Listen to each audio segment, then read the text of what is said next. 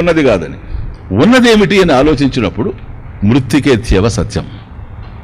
ఏదైతే మట్టి ఉందో అది సత్యం, అది యథావత జ్ఞానం. కుండ తయారు కాకముందు మట్టి ఉంది, కుండ తయారైనప్పుడు కూడాను కుండలో ఉన్నదంతా కూడా మట్టే. రేపు కుండ పగిలిపోయినా కూడాను కుండ లేదు, కానీ పగిలిన కుండ ఉంది. ఉందనేది ఉంది, అస్థి ఖచ్చిత. పగిలిన కుండ ఉంది.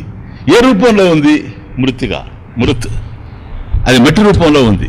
కనుక ఈ మట్టి కుండ అనేటువంటి రెండు మనకు కనిపించినప్పుడు ఇందులో యథావత జ్ఞానం ఏంటి?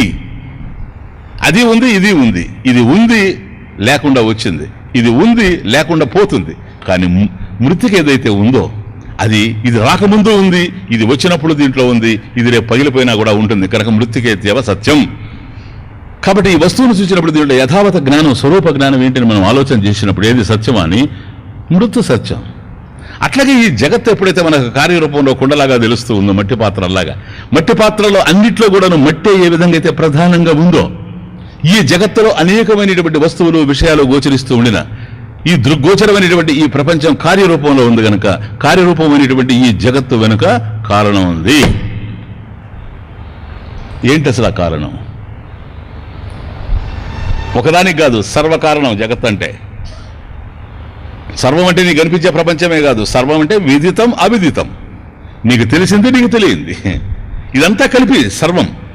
కాబట్టి ఈ సర్వ జగత్తుకి జగత్కారణం ఎవరు అని క్వశ్చన్ పడితే కిం జగత్కారణం బ్రహ్మ అస్తి,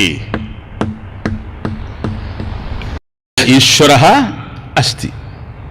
జగత్ కార్యరూపంలో ఉంది, జగత్తుకు కారణమైనటువంటి పరమేశ్వరుడు కారణ రూపంలో ఉన్నాడు.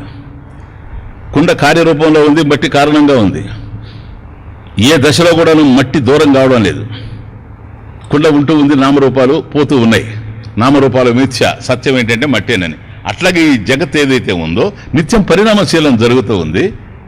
కానీ కారణమైనటువంటి పరబ్రహ్మంలో మాత్రం ఏ విధమైనటువంటి మార్పు లేదు. ఇదొకటి యాక్సెప్ట్ చేయాలి.